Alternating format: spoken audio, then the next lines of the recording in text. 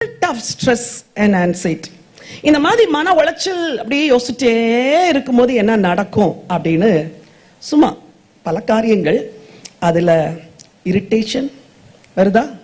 யாரை பார்த்தாலும் வள்ளுன்னு விடுறீங்களா? இல்ல எரிச்சல் வருது, கோபம் வருதா?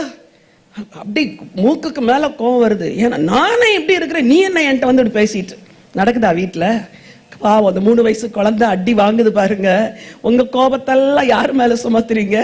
அந்த 3 வயசு குழந்தை மேல. அது அழுதுட்டு போய் ஒரு மூலையில உட்காந்து, நான் என்ன பண்ண மம்மி, என்ன அடிக்கிற அப்படின்னு கேட்குது. இல்ல, இதெல்லாம் நடக்குது. கோபத்தை குழந்தைங்க மேல காட்டாதீங்க. இரிட்டேஷன் இருக்குது, ஆங்கர் இருக்குது, தலை வலிக்குது. இப்ப வந்து பேசாத என்கிட்ட சொல்றமா? சொல்ல மாட்டீங்களோ? நீங்க எவ்வளவு நல்ல தேவ தூதர்கள் பாருங்க. ஸ்ட்ரெஸ்ஸா இருந்தா என்ன வருது? தலைவலி வருது, படிக்க முடியல. நேத்து ராத்திரி அப்பா அம்மா போட்ட சண்டையில எனக்கு எக்ஸாமுக்கே படிக்க முடியல. எவ்வளவு பிள்ளைங்க அழுறாங்க தெரியுமா? பேரண்ட்ஸ், உங்களை நான் அன்பா சொல்றேன், பிள்ளைங்களுக்கு முன்னாடி சண்டை போடாதீங்க, பிள்ளைங்களுக்கு முன்னாடி கூக்குரலிடாதீங்க. அது பிள்ளைங்களுக்கு ஸ்ட்ரெஸ்ஸை கிரியேட் பண்ணுது. எத்தனையோ பிள்ளைங்க கல்யாணம் பண்ண மாட்டேங்கிறாங்க. ஏன் தெரியுமா?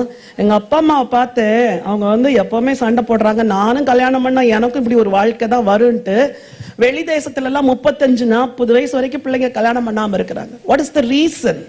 பேரண்ட்ஸை பார்த்தா ரோல் மாடலா இருக்கிறாங்க. இவங்க அப்பா மாதிரி எனக்கு ஒரு மாப்பிள்ளை வேணும், அம்மா மாதிரி ஒரு பொண்ணு வேணும்னு பிள்ளைங்க சொல்ல முடியல. பிகாஸ் ஃபேமிலிக்குள்ள டே அண்ட் நைட் குவாரல். கூப்பிட்டு பேசி பாருங்க பிள்ளைங்களை, யங்ஸ்டர்ஸ், மன அழுத்தம். ஏன்னா வீட்டுல நடக்கிற நிகழ்வுகள். சரி.